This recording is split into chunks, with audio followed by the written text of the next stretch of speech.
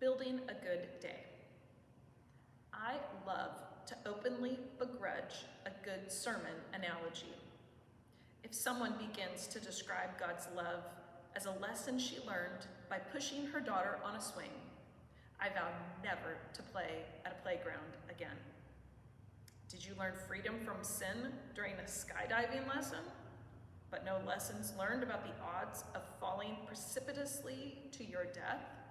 Good luck leaving the sanctuary without me bringing that up. But this one stuck. An old Mennonite pastor was at the pulpit explaining the importance of time spent with God, and he took out a wide-mouthed mason jar. He began to drop stones of various sizes to the bottom, big, small, smooth, and jagged, plunk, plunk, plunk. Notice what happens when you put them in randomly, he said dramatically, and the jar quickly filled up to the top with dozens of stones left over. We shrugged. Now notice what happens when you put in the large stones first, he observed sagely, and I started to pay attention. The largest stones anchored the bottom, then the medium stones, then the smallest stones filled in all the cracks. Presto! All the stones fit snugly in the jar as each settled. And with the Mennonites around me, which is to say, people deeply impressed by good common sense, I rolled my eyes and agreed it was the best thing I'd seen in months.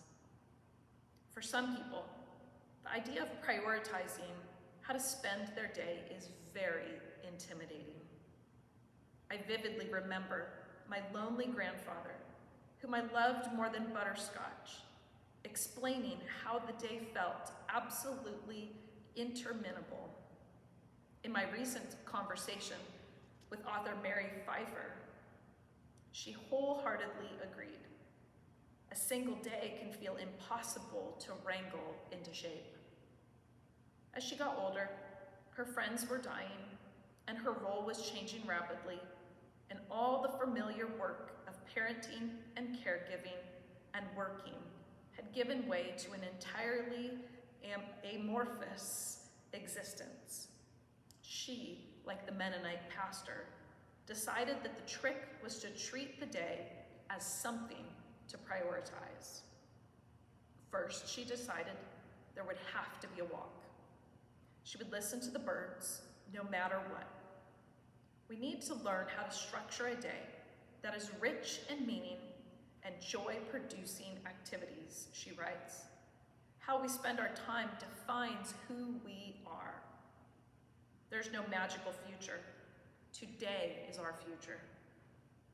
A day is a limiting thing.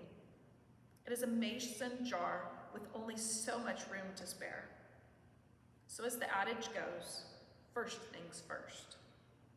I will take some time for you to decide what the big stones and the small stones should be. Some seasons of our lives are overwhelmingly crowded, and if that's the case for you just now, I completely understand.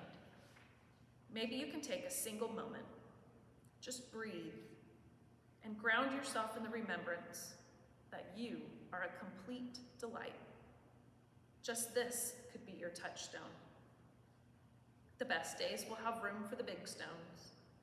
That doesn't mean that everything has to happen in the morning. There are 24 self-help bestsellers at any moment ready to explain to you that you can solve the problem of bad days by conquering your mornings. Sorry. Some people like to sleep in. And again, good luck trying to get Jessica to do anything on a fixed schedule. The structure of a good day is simply this. Your biggest loves find their way in. God, friends, meaning, family. Take some real unhurried time to reflect on how a spiritual practice might pop into your day. When is it practical for you? What is your preference? A night owl might choose to set aside a bedtime moment for her spiritual practice. Another might find that lunch is best. Either way, you will need a regular reminder to look for God. And when your day is getting too stuffed, stop. Notice what is happening. Ask God for help, and look for the coming of love that renews and restores the goodness. Perhaps you have serious limitations, a health condition, or too much work or caregiving to do.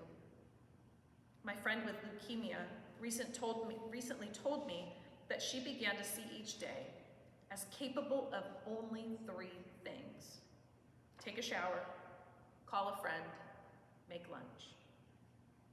Others have 40,000 things that must be done. To be human is to accept that we are limited, and the more honesty we have about that, the better.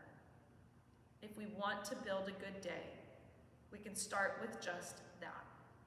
One day, one jarful at a time.